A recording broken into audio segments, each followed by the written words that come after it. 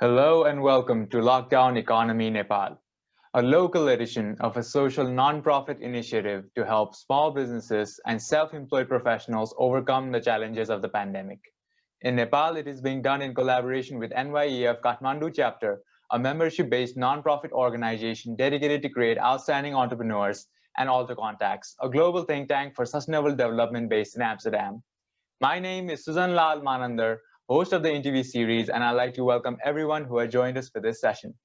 Today, my guest is Mr. Nirdesh Dwa, who is the co-founder of inGrails Private Limited, the creators of the app Veda. Hello, Nirdeshji, how are you? Hello, Susan Z. Thanks for providing me this opportunity. I'm doing quite well right now. So, yeah, I'm doing good I'm today. really happy. And I'm really excited to have you here as well because we had a very good conversation about Veda the last time, and I'm really excited that you're going to share this information with our viewers as well. But before we get into the lockdown economy questions itself, Nidesh, please tell us about your company. So, I'm a co-founder of inGrails. So we started out about 5.5 years, 6 years ago, to provide quality software solutions to international clients. We work with quite a few international clients like Gulf. Then we ventured into our own product, and we started Edu-Tech company. So is a e-learning platform that has Bed is a edutech that has e-learning in it, and there's a MIS system and process automation. So as a whole, Bed is a system that provides process automation for schools. It also has school management, MIS, and also right now during the pandemic we have launched e-learning software. So this is a system, this is a software, this is a platform that helps school to go digital without needing any other software. So it's a total package for schools. And where is your company based, Nirdeshi? So right now we're present in 13 cities around Nepal, but our main office is in the Vigat Lalitpur in Kathmandu. And this app has been proven to be absolutely essential in 2020 because, like you said, because of the pandemic, students cannot go and have physical classes in school, and that has severe impact in their education. But your app allows students and schools to have virtual classrooms, online examinations, online assignments, and it is very essential that they are continuing their education at this time. But like you said, when you started 5 or 6 years back, your focus was about creating this communication between teachers, parents, and students. And since then, Veda has seen this evolution in itself. And you could not have predicted that in 2020 there was going to be a pandemic and schools were not going to open. So before the whole lockdown situation, what was your business performance like? So as I said, we were not we most of the time we were not we listen to the market and keep growing. We listen to what our clients need next, so we add our features according to that. So before the pandemic, I'd say for the last 2 years, our company has been growing quite well because now schools, the whole education field is quite conscious about going digital, the advantages of going digital, and our company has been growing rapidly over the last 2 years. I'd say the first 2 years was quite hard for us because due to the lack of knowledge, due to the lack of consciousness about the need of digital platform for schools. I'd say before pandemic, our company was doing quite great. Yeah, it was growing quite fast before the pandemic as well. That's great. And of course, in mid-March, we entered into lockdown, and a lot of schools had to close because we could not gather in mass crowds, of course. And that led to a lot of schools looking for alternatives to continue with their classes, and they led towards more virtual platforms like yours. And did you have to remodel your app? Like you said, did you have to remodel your app into providing more e-learning services? And what strategies did you put in place as a company to combat the effects of the lockdown? During the lockdown, a lot of things changed for us. The first thing was, I'd say, the way we used to market. for the last 4 years, more of the marketing side, more of the sales side has been by word of mouth marketing, because we proudly say that we have 99% client retention rate, and having clients like St. Xavier's, Ratha Bangla, having such clients using our product for such a long time without switching on to other products, that gave us a lead, that gave us that helped us bring client by word of mouth marketing. But during the pandemic, we had to switch the marketing, the way we sell and the way we market. Before pandemic, as I told you, the most of the marketing was word of mouth marketing, and we had to go to school to sign the schools. We had to go to schools to train the parents and the teachers. But right now we are doing it all digitally. We are more into social media marketing as well. And during the pandemic, we had to build this whole new platform, because we are not sure we are going to integrate e-learning into our MIS system. But what we do is we hear our clients, we get feedback from them, and a lot of clients wanted us to add e-learning into bits. So we started developing a whole e-learning platform that consisted of online classes, assignments, exams, CAS, quizzes, everything. So so for doing that as well, we had to restructure the company, the management, the way the company runs, and also we had to hire a lot of people, a lot of team members. So our number has more than doubled during the pandemic time. So I'd say for the pandemic, we had to restructure our company. We had to add the teams. We had to think marketing differently. We had to think operations differently, training teachers, training parents, training schools. So I say a lot of things since during the pandemic.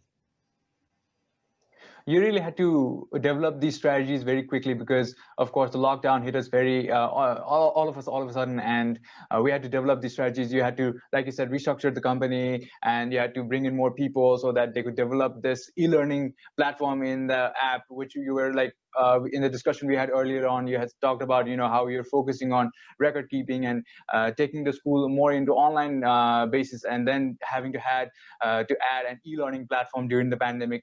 That must have been a challenge. But of course, I would also imagine that more schools would have approached you during the lockdown because they wanted a virtual platform to continue with their classes. So did you see an increase in clients as well during the pandemic? Yeah, we surely saw a number increase in client during the pandemic for online learning. I'd say if we look at online learning, it could have been a different product on itself, but we want to build a platform that has everything in it. So we integrated into our already existing product base. So the online learning part has right now during the pandemic, it has it has increased the rate of signing of clients and the clients that are looking for online learning solutions. But then before the pandemic as well, I'd say for the before February, when the lockdown started, schools were increasing in a rapid pace, but the pandemic has surely increased the rate of signing of the clients, number of clients. It has drastically changed the way schools are signing. They're getting, the first thing is the number is growing quite fast, but the second thing is the time that schools take to manage everything, that has reduced, because right now the online learning is the only way they can actually educate the students. So yeah, that has increased the number of clients. And just as you said, the demand increased all of a sudden, but the time in which you had to manage to, fulfill these demands shortened by a lot. So how did you manage this demand? Because I can't imagine every school demanding the same kind of services in your app, because every school kind of runs in their own way. So did you see similarity in the demand, or did you see, the clients wanting to customize your apps? How did you manage the demand during this time? So I'd say our approach is always customer-centric, and in the case of Nepal, not all the schools run the same way, and there are a lot of ways things can be done. We have, for example, let's talk about result itself. We have this before pandemic. Let's talk about the product itself a little, about how we manage the different, how we listen to clients and develop different features. So we try to make it generic so that everyone can use, but sometimes it doesn't go that way. So we give them options, like they can, for example, uploading result can be done from mobile, from web, from Excel. So we have different options for e-learning as well. We try to generalize what schools needed, but a lot of the things that that was for online was already in our product, like assignments was already there. We didn't have online classes, but assignments was there. We had exams, so we could we had exam systems, so we could only add we had to only add the quizzes and subjective exams, so it could integrate easily. So what we do is we hear clients and we try to generalize things. And so first of all, we try to bring the most important features that the clients are demanding. So let's say 50 of the clients are demanding one feature, and the rest 100 are demanding feature B. Then we start by feature B and go to feature A. So we hear our clients and we do it by listening to them. And yeah, for the purpose of rapid development, we had to, as I said, we had to increase our team by more than double the numbers. We are still hiring. So yeah, the time has been quite challenging, but yeah, it has been productive as well for us. And during this time, because more schools are using virtual platforms, how did your competitors approach the lockdown? So I'd say not just e-learning, not just our competitors, not just us, everybody, every IT, I'd say every startup who are in technology are kind of benefiting from the lockdown, because people now know the importance, people now know the benefits of going online.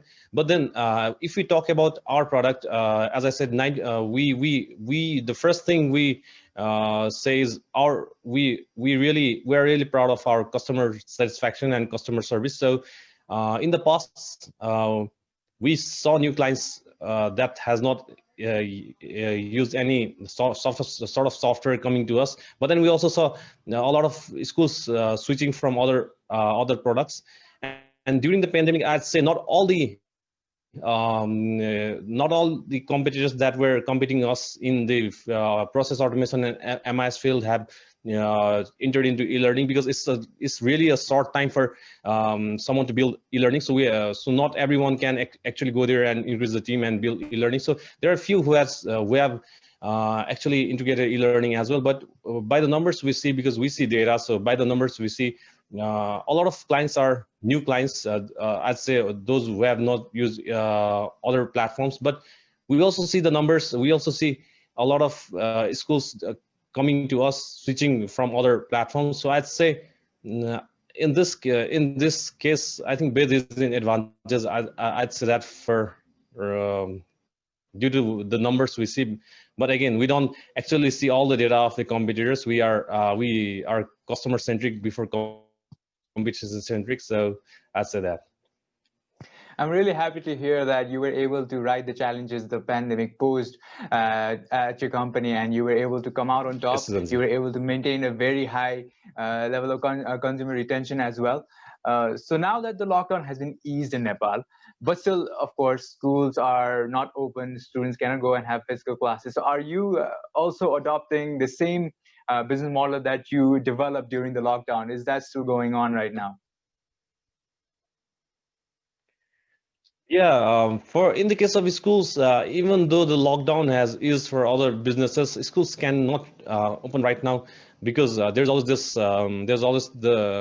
danger of spreading of virus in a group. So I think schools will not reopen for quite some time. But then and this I think for the next 3 or 4 or 5 months we'll be focusing on developing our e-learning, making it better and adding other features as well.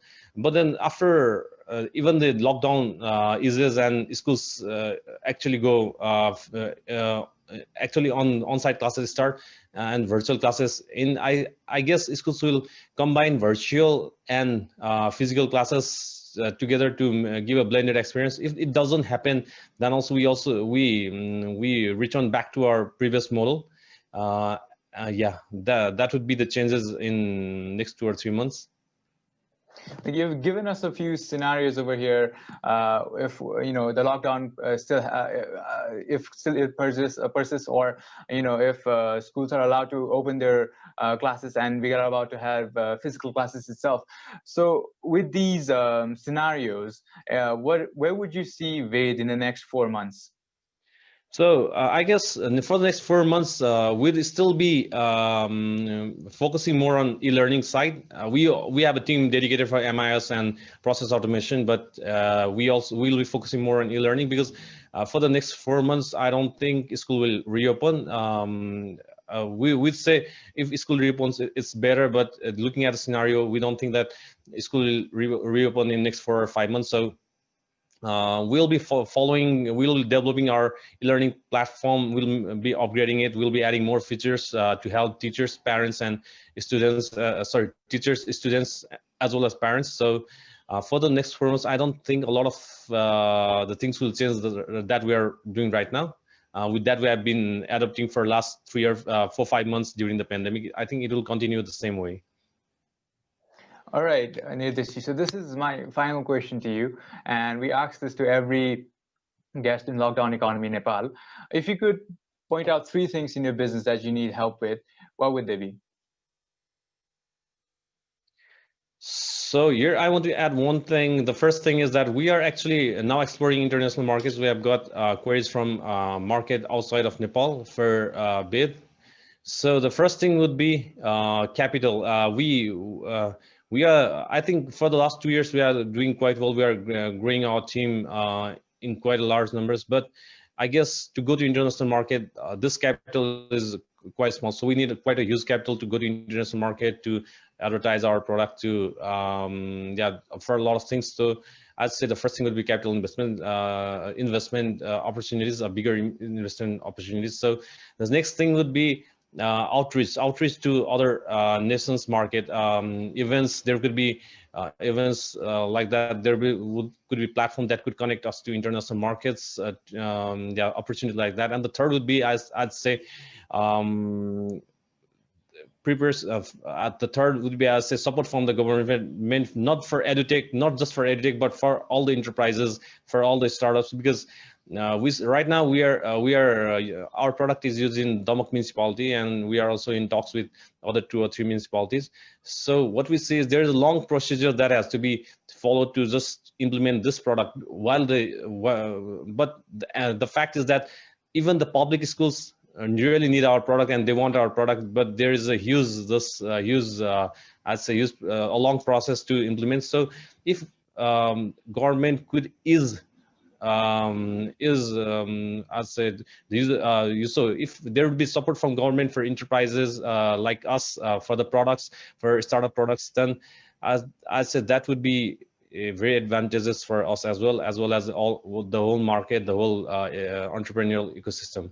So I said that 3 points would be very beneficial. Great, and I hope that this interview itself is very important and very useful for you as a company to collaborate with other entrepreneurs and bring attention of the parties you just mentioned right now to these agendas and come up with creative solutions to move ahead. And I wish you all the best for that. And thank you, Nirdesh. Thank you for coming for this interview series and sharing your insights. This was a very fun conversation. We had to contact you in a very short amount of time, and you still agreed to come on and do the interview, and that was very kind of you. So thank you again for coming on in the interview series. So thank you, Susanji, as well as NYF, for giving us this platform to talk about our product, to talk about how we went through the COVID scenario. So yeah, I think this will be beneficial for us as well, because you provided us this platform to speak. So thank you once again, Susanji, and the whole NYF team. Thank you, Nirdesh, and thank you to everyone who joined us for this session. If you have any questions for Nirdesh, you can find his contact in the description, or you can leave a comment in this video. I invite you to like this video, share it with your friends, and follow our page, the NYEF Kathmandu chapter Facebook page. A recording of this video will be present in the Alta Contacts YouTube channel, so please subscribe to our channel. There are playlists of videos where entrepreneurs and small business owners from different parts of the world have shared us their insight. Please support our initiative there. We'll have many more interviews like this in the upcoming weeks. Stay tuned, and goodbye.